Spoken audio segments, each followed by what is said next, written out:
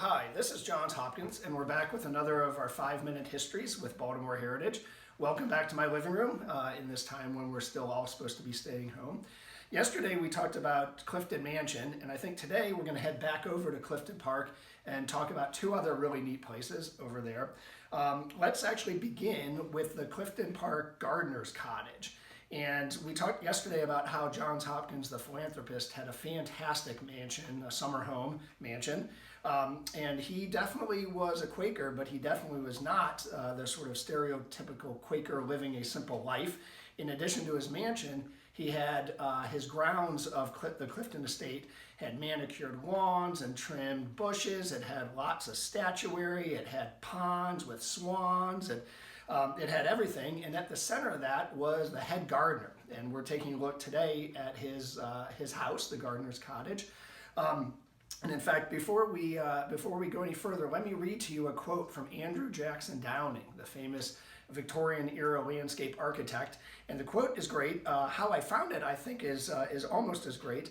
I knew that Andrew Jackson Downing had commented on Clifton Estate, but I couldn't find it, and I did some research, and I did find it, and I found the quote from a thesis, a master's thesis that a woman named Lauren Shizik did.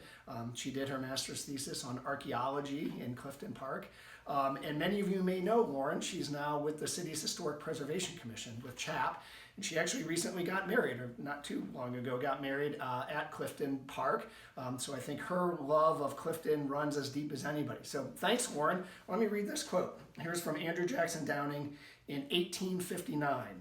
He says, "Clifton Park near Baltimore, the residence of Johns Hopkins Esquire, is unquestionably one of the most elaborate places in the country.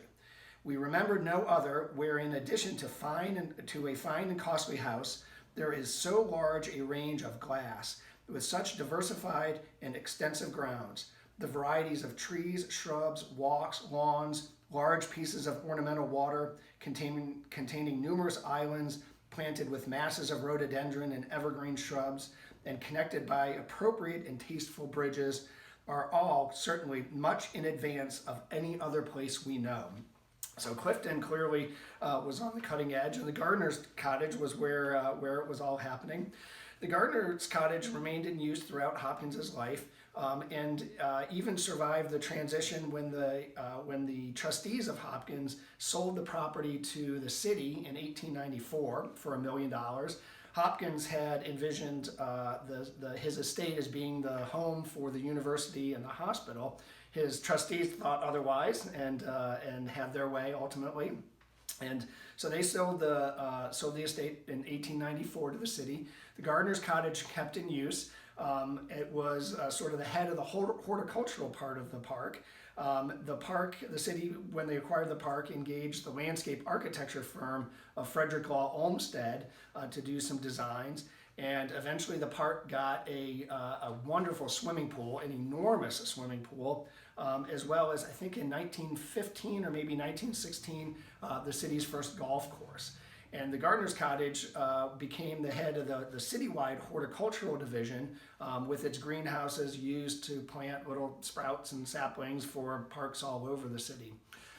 Somewhere in the 1970s or 80s, the gardener's cottage fell into disuse. I think when the city moved the horticultural division to Silburn Arboretum. Maybe we should talk about that in one of these upcoming videos. And it had a fire, I think in the late 80s, maybe early 90s, that was not good for it. The fire department had to put a hole in the roof to take care of the fire. That hole also was not good for the building.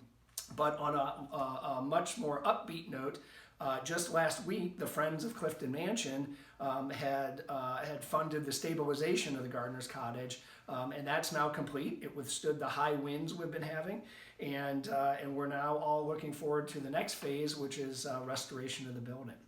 All right, let's keep moving on, and we're going to go over to the Clifton Valve House. One of the things that happened in the 1880s is the city started shifting away from using water towers. And some of us may know the Roland Park Water Tower or the West Arlington Water Tower. Well, we started shifting away from water towers to supply our drinking water into a system of reservoirs. And we know some of those reservoirs at Lake Montebello, Druid Hill Park. There's a drinking water reservoir in West Baltimore as well. So, and then ultimately, of course, Pretty Boy Reservoir and Loch Raven Reservoir.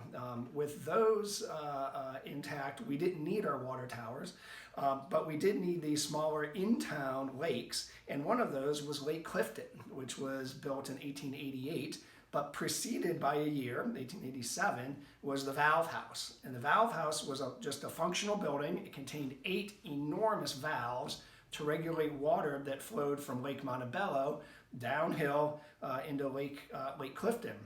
There were enormous pipes underground, and there still are enormous pipes underground between the two lakes.